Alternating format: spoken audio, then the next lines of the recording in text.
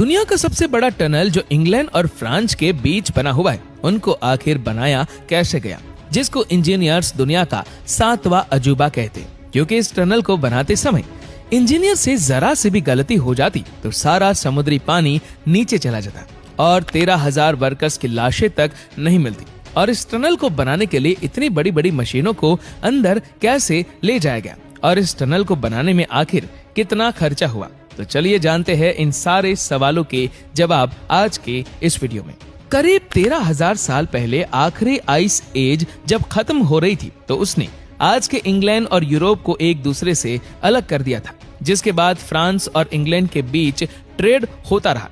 इसलिए साल 1986 में इन दोनों देशों ने डिसाइड किया कि अब इस रुकावट को हटाकर इंग्लैंड को यूरोप के साथ कनेक्ट कर दिया जाए। कई महीनों की लंबी टॉक्स के बाद दोनों देशों ने फाइनली एक अंडर सी टनल बनाने का एग्रीमेंट कर लिया। इसको चैनल टनल का नाम दिया गया, जिसको अक्सर लोग यूरो टनल भी कहते हैं।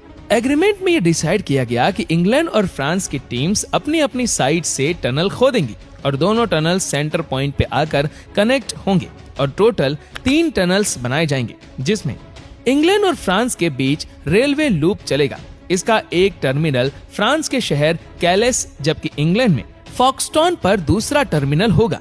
टनल की टोटल लंबाई 56 किलोमीटर होगी, जिसमें से समंदर के नीचे वाला पार्ट 38 किलोमीटर लंबा होगा। 1986 में जाकर फाइनली चैनल टनल की कंस्ट्रक्शन स्टार्ट कर दी गई। सबसे बड़ा मसला जो इंजीनियरिंग टीम को फेस करना था वो था टनल बोरिंग मशीन का, जिसको TBM भी कहा जाता है, क्योंकि आज से पहले इतने बड़े डायमीटर का TBM मशीन बना ही नहीं था। हजारों मील दूर सिएटल वाशिंगटन में इस खास TBM को बनाने का काम रॉबिन्स कंपनी को दिया गया। कंप्लीट होने के बाद यह विशालकाय मशीन 800 फीट लंबी और 1500 टन वजनी होगी। इसका डायमीटर 50 फीट होगा, जिसके आगे टंगस्टन कार्बाइड के कई धारदार ब्लेड्स लगे होंगे। इसमें लगे हाइड्रोलिक लेग्स इसको आगे की तरफ धकेलेंगे। मिट्टी और टूटे हुए पत्थरों का मलबा बाहर निकालने के लिए मशीन में ही एक कन्वेयर बेल्ट लगा होगा। लेकिन सर्वे से मालूम पड़ा कि इंग्लैंड साइड के समंदर के नीचे चॉक की लेयर मौजूद है, जो पानी के लीकेज को टनल में आने से रोक पाएगी। पर फ्रेंच साइड पे समंदर के नीचे जमीन पे काफी क्रैक्स है, जहां ये TBM काम नहीं कर पाएगी और इसीलिए उस तरफ काम करने के लिए खास तरह की TBM मशीन बनाई गई, जो कि एक सबमरीन भी थी। जब ये मशीन तैयार हुई तो ये अपने साथ एक नया चैलेंज लेकर आई।